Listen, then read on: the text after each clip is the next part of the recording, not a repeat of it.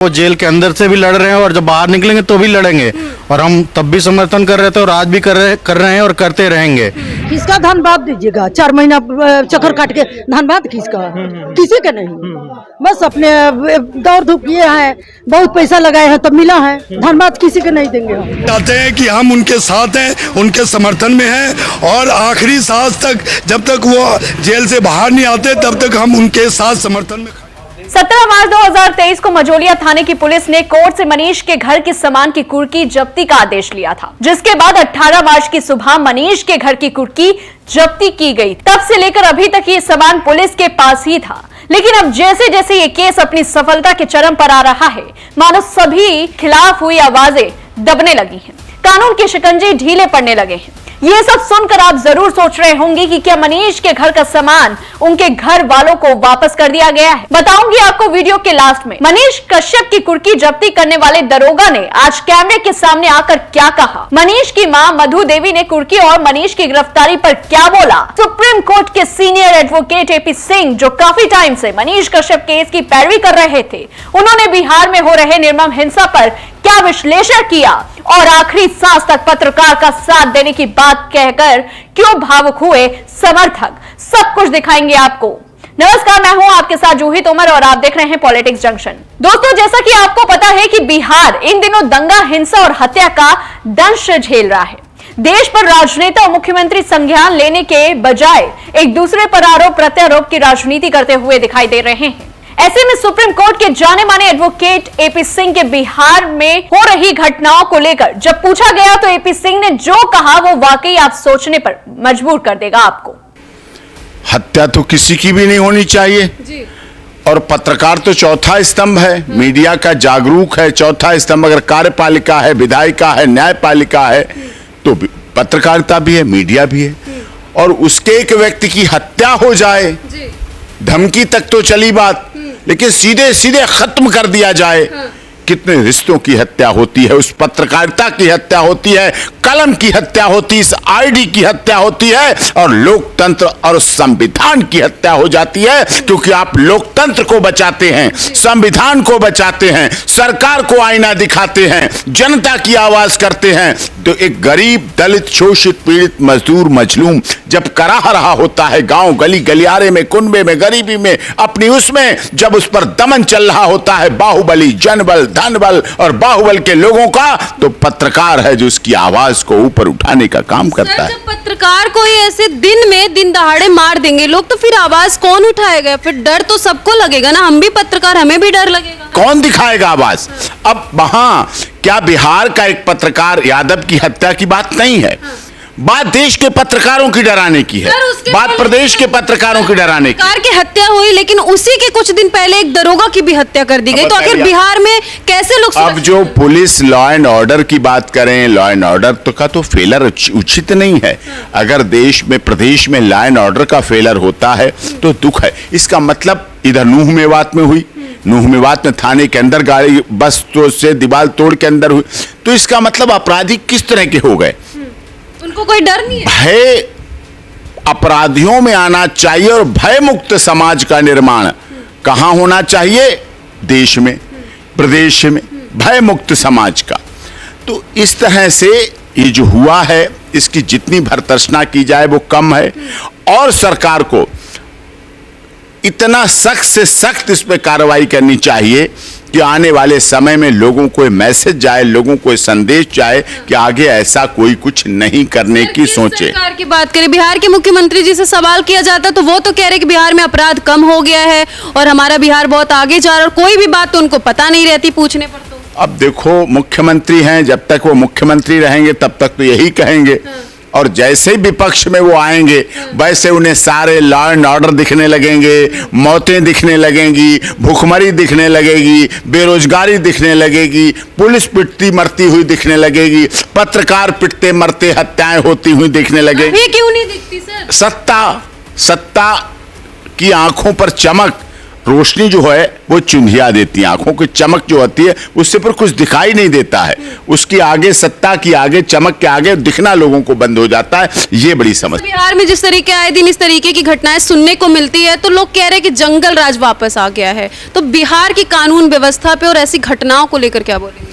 देखिए, अब बात यह है, विपक्ष कह रहा जंगल राज। कुछ दिन पहले नीतीश कुमार जी तो ऐसे मक्खन हैं, ऐसे देसी घी हैं, जो कभी इसके साथ होते हैं तो उसकी दाल महकने लगती, कभी उसकी सब्जी में होते हैं तो उसकी सब्जी महकने लगती है, कभी इधर कभी उधर, घुंघरू की तरह कभी इस पग में कभी उस पग में, बनता ही रहा वो है और बजता ही रहा है वो। और घुंघरू जैसे बजता रहता है, ऐसे नीतीश भी सत्ता में रहते हैं। घुंघरू बजता रहता है, नीतीश ही सत्ता में बने रहते हैं। तो अब इधर वाले अगर कहते हैं तो उनके पूर्व नेता हैं, इधर वाले कहते हैं तो पहले आपके साथ रह गए। लेकिन राजनीति का विषय नहीं है। पत्रकार की हत्या, पत्रकार के ऊपर झूठे केस, पत्रकार पर लगाए गए आरोप राजनीति का विषय बिल्कुल नहीं है। पुलिस वाले की हत्या को राजनीतिक चश्मे से मत देखिए। मैं तो कहता हूं दोनों लोग मिलो, पक्ष और विपक्ष दोनों मिलो, दोनों बैठो, इंसाफ दिलाओ, अपराधियों के खिलाफ कार्रवाई करो। और आज अगर खामोश रहे, जो लोग चुप बैठे हैं, आज अगर खामोश रहे तो कल सब कुछ लुट जाएगा उनके ऊपर भी। वही बात होगी। अपराधी कभी नहीं देखता, अपराधी अपना मकसद देखता है, अपना मतलब देखता है, अपना उद्देश्य देखता है, अपना लाभ देखता है। मनीष कश्यप बिहार के हीरो हैं, ये कल की बात थी, पर वो आज पूरे देश के हीरो बन चुके हैं। इस बात पर मोहर तब बिल्कुल लग जाएगी जब आप इन लोगों को सुनेंगे। मनीष कश्यप जी को मिस कर रहे हैं, क्योंकि हमारी वही एक ऐसे आइकॉन थे जिसके कारण हमें लग रहा था कि देश के हक और हित के लिए एक लौता बंदा क्या कहते हैं देश की लड़ाई में आगे आ रहा है, लेकिन उन्हें सरकार ने बंद कर दिया है। वो जेल के अंदर से भी लड़ रहे हैं और जब बाहर निकलेंगे तो भी लड़ेंगे, और हम तब भी समर्थन कर रहे थे और आज भी कर रहे हैं और करते रहेंगे, क्योंकि बिहार को उनके जैसे नौजवान की बहुत जरूरत है। हम कहना चाहते हैं कि हम उनके साथ हैं, उनके समर्थन में हैं, और आखिरी सांस तक जब तक वो जेल से बाहर नहीं आते तब तक हम उनके साथ समर्थन में खड़े हैं। और मैं तो कहूँगा कि वो आए और राजनीति के क्षेत्र में कदम रखें, क्योंकि बिना उस क्षेत्र में कदम रखे सिस्टम को नहीं सुधारा जा सकता। सिस्टम को सुधारने के लिए सिस्टम में आना पड़ेगा। अब चलिए आपको सीधा ले चलते हैं बिहार के मझौलिया थाने में, जहां पर महीनों से बंद पड़े मनीष के सामान को आज रिहा किया गया, जिसके लिए थाने के बाहर एक ट्रैक्टर का इंतजाम भी किया गया है। लेकिन एक एक करके सामान मिला के मनीष कश्यप के सामान को वापस किया जा रहा है और फिर से घर भेजा जा रहा है। देख सकते हैं यहाँ पे कंबल वगैरह जो भी है, गुदरा से लेके यहाँ तक कल भी देख सकते हैं, एक कल भी है, कल को भी वापस किया जा रहा है। बाकी जो सामान है देख सकते हैं वहाँ पर ट्रैक्टर पर लदा गया है। एक एक करके सामान को मिला के बाकी सभी सामान को देख सकते हैं ट्रैक्टर पर लादा जा रहा है। थोड़ा सा हम कहेंगे दिखाइए बढ़िया से, देखिए एक एक करके सामान वापस किया जा रहा है। देखिए यहाँ पे लदा रहे हैं, यहाँ पे दिखाइए एक एक करके, देखिए सब सामान मनीष कश्यप के जो कुर्ती जब्ती हुआ था सभी सामान को एक एक करके मिला के इसको वापस किया जा रहा है। ट्रैक्टर आया है, उनके घर पे भेजा जाएगा। आपको बता दें कि मझौलिया थाने की पुलिस ने कुर्की में लाए गए सामानों की कागजी प्रक्रिया पूरी की और फिर मनीष के परिजनों को सौंप दिया। सामानों को मुक्त कराने के बाद ट्रैक्टर पर लाद कर अपने गांव महानवा डुमरी लाया गया। जब महीने पहले घर के सामान की कुर्की हुई थी तो उस समय मनीष कश्यप की मां मधु देवी और भाई करण कश्यप कोर्ट के आदेश को लेकर मझौलिया थाने पहुंचे थे, और आज जब सारा सामान लोड हो रहा है तो मां मधु देवी के चेहरे पर सुकून के साथ गुस्सा भी दिखा। आपस से जा रहा है। हाँ, किसका धन्यवाद दीजिएगा? किसका धन्यवाद दीजिएगा? 4 महीना चक्कर काट के धन्यवाद किसका? किसी का नहीं। बस अपने दौड़ धूप किए हैं, बहुत पैसा लगाए हैं तो मिला है, धन्यवाद किसी के नहीं देंगे हम। किसी के नहीं। हाँ। अच्छा, क्या कहिएगा वकील जी, आप मनीष कश्यप के सामान को वापस किया जा रहा है? हाँ, 193 कांड संख्या में जिसमें कुर्की जब्त की गई थी संपत्ति मनीष जी का, आज वो कोर्ट के आदेशानुसार मुक्त हुई। सारा सामान एक एक सामान मिला के थाना द्वारा हमें कोऑपरेट किया गया, थाना प्रभारी द्वारा एक एक सामान हमें सुरक्षित मिला। इसके लिए मैं थाना प्रभारी आदरणीय अभय सर को धन्यवाद देता हूं। उन्होंने बहुत ही सुरक्षित सामान रख के और पुनः सारे सामान हमें वापस। ऐसा कोई भी सामान जो नहीं है ना कि छूटा हुआ है? नहीं, सभी सामान हमें। चेहरे पर में खुशी और मन में गुस्सा लिए मनीष कश्यप की मां और उनके सहायक वकील साहब ने देखिए किस तरह से अपना संघर्ष और दर्द बयां किया। महीनों से घर के सामान के लिए परेशान मां अब उतना ही मुखर होकर सामने आई जितना कि उन्होंने एक समय पर आंसू बहाया था। आज तक इस तरह का पकड़ने, बहुत बड़ा क्रिमिनल का पकड़ने, क्रिमिनल का सामान है। हाँ।